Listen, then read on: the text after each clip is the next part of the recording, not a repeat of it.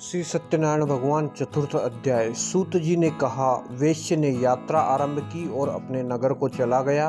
उनके थोड़ी दूर आगे बढ़ने पर दंडी वेशधारी श्री सत्यनारायण भगवान ने उनकी परीक्षा लेने हेतु उससे पूछा, हे वैश्य, तेरी नाव में क्या है? अभिमानी वणिक हंसता हुआ बोला, हे दंडी, आप क्यों पूछते हैं?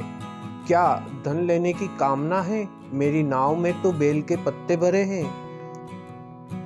वैश्य से ऐसे वचन सुनकर दंडी वेशधारी श्री सत्यनारायण भगवान बोले, तुम्हारा वचन सत्य हो। ऐसा कहकर वे वहां से चले गए और कुछ दूर जाकर समुद्र के तट पर बैठ गए।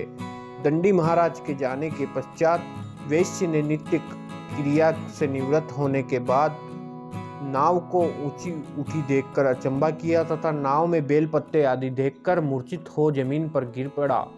मूर्छा खुलने पर अति शोक करने लगा। तब उसके दामाद ने कहा, आप शोक न करें, यह दंडी महाराज का श्राप है, अतः मैं उनकी शरण में ही चलना चाहिए, वही हमारे दुखों का अंत करेंगे। दामाद के वचन सुनकर वह वैश्य दंडी भगवान के पास पहुंचा और अत्यंत भक्ति भाव से पश्चाताप करते हुए बोला, मैंने जो आपसे असत्य वचन कहे थे उनके लिए मुझे क्षमा करे। ऐसा कहकर वह शोकातुर हो रोने लगा। तब दंडी भगवान बोले, हे वणिक पुत्र, मेरी आज्ञा से ही बार बार तुझे कष्ट प्राप्त हुआ है, तू मेरी पूजा से विमुख हुआ है। तब उस वैश्य ने कहा, हे भगवान, आपकी माया को ब्रह्मा आदि देवता भी नहीं जान पाते हैं, तब मैं मूर्ख भला कैसे जान सकता हूँ। आप प्रसन्न होइए, मैं अपनी क्षमता अनुसार आपकी पूजा पाठ करूँगा। मेरी रक्षा कीजिए और मेरी नौका को पहले के समान धन से परिपूर्ण कीजिए। उसके भक्ति से परिपूर्ण वचन सुनकर श्री सत्यनारायण भगवान प्रसन्न हो गए और उसकी इच्छा अनुसार वर देकर अंतर्ध्यान हो गए। तब ससुर व दामाद दोनों ने नाव पर आकर देखा कि नाव धन से परिपूर्ण है।